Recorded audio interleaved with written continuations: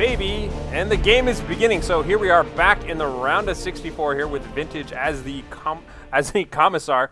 Commissar, what the fuck? As the Inquisitor. There we go. Sorry about that. And we've got Farseer being played by Mr. Lindonin. My words are failing me. 5-star General, how you doing? How are your words? Are they better than mine?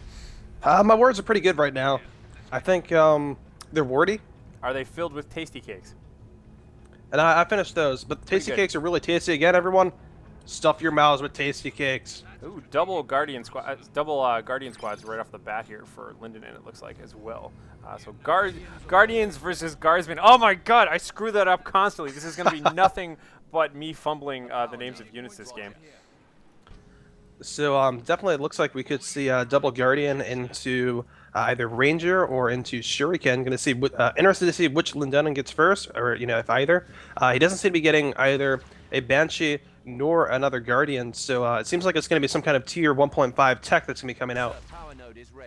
Yeah, grabbing the power, putting some priority for those power nodes there. You can see that it looks like Lindonin is upgrading both power nodes at the same time and just kind of capping around here. Not hesitating at all to be using the fleet of foot Farseer running around. Farseer, we've got some chick-on-chick battles going on here between the Inquisitor and the Farseer right now. However, the Inquisitor is cheating a little bit, invoking the Sentinel's presence. Yeah, and we also, but then again, the Farseer invokes Guide, so. Oh yeah, okay, that's true.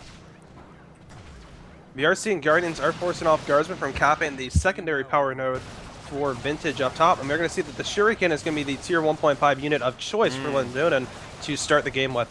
Some aggressive decapturing here with the Sentinel by Vintage. He's going to go ahead and get that Rec node down and deny some early requisition income to Lindonin here. Yeah, double Guardians up top were able to drive back the Guardsmen. Look at that, I said it right. And Guardsmen on the right-hand side of the screen continue to cap stuff over there. So yeah, really, really aggressive decapping going on by this Sentinel here. Pretty cool. Looks like he's just about to see that Shuriken weapon team as it sets up. Putting his foot down on the ground, though, and knocking aside that Farseer. He's determined to get this decap off. Now he's going to have to be very careful about getting that Sentinel out of there. He's going to start training catechins, but in terms of getting that Sentinel out, he's got to make sure he doesn't run into those dual Guardians. He does know where they are right now, so he's got to make sure he keeps track of those so that he doesn't move his Sentinel into bad territory. Yeah, really, really aggressive Guardian play right now by Lindonin. He can definitely afford to keep this up until the catechins come out. And very nice, he's going to go in and try melee there, but the second Guardsman squad and the Sentinel are going to put an end to that. And now both Guardians are just going to get out. We have a Ranger squad coming out for Lindonin, and we also have the Shuriken weapons team coming out for him as well.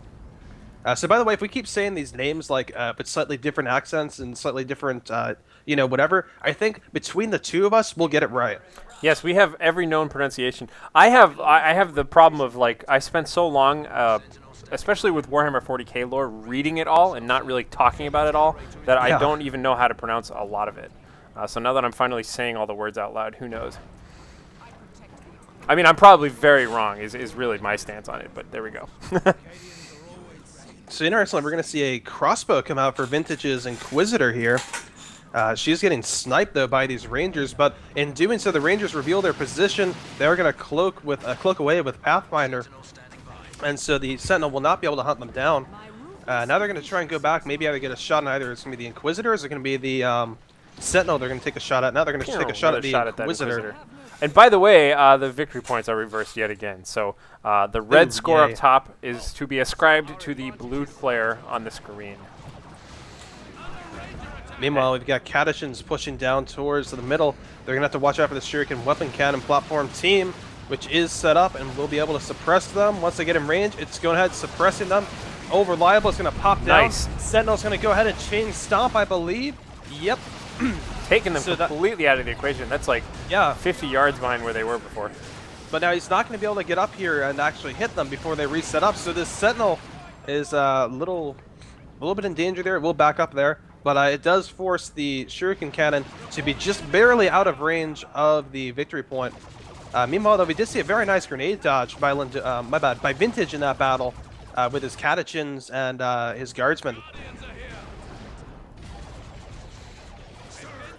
Pretty good suppression still going on. That Shuriken weapons team is definitely making its presence well known on the battlefield. The Farseer is just kind of stabbing around right now. She's got Fortune, of course, and now getting the Ghost Helm here for a little bit of extra damage. By the way, in the next patch, Ghost Helm will actually provide you with a helmet. I like that. Yeah, that's going to be quite sexy. So meanwhile, we see a Stomp going down on the flank there. That's going to force off this Shuriken Cannon weapon platform team. And the Ghost Helm is used there for Mind War in order to suppress the Catechins and probably snipe a model too. The interesting thing about that, by the way, is rather simply that I think the synergy capabilities, or whatever you want to... You know what I'm talking about. Yes, sir. Absolutely. But to go ahead and Grenade Spike, like kind of on demand, use Mind War, then go in and Grenade Spike the Catechins, who are very vulnerable to grenades. Just it could be a really great tactic here for Lindonin going here on out. See some little improvised explosives on the victory point right there. Yeah, ooh, the Guardian's getting kind of close to it. They're not capping yet. When they go ahead and capture that, that might be a little dangerous for them. Inquisitor, by the way, does have her Rosarus and also has a crossbow pistol. Yeah, so heavy investment in the Inquisitor in Tier 1 here by Vintage, but relatively equal power by both players. Oh, it looks like I see a bunch of little Eldar pieces all around the center of the map and no more high explosives.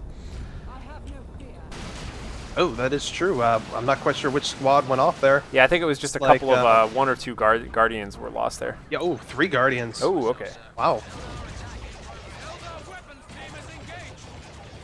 Meanwhile, just kind of normal suppression here around the center.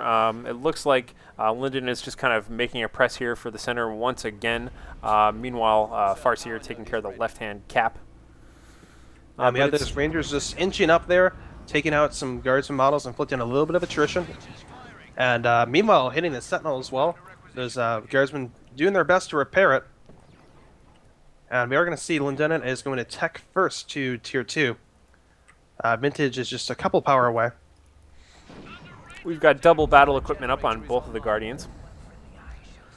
And yeah, just kind of hanging out here. So Catechins now making their move towards the center, but they are encountering a lot of resistance. I'm sure we'll just see a shot out of them, and then they'll have to back on out. Yeah, yes, they are knocking back that Shuriken weapons team.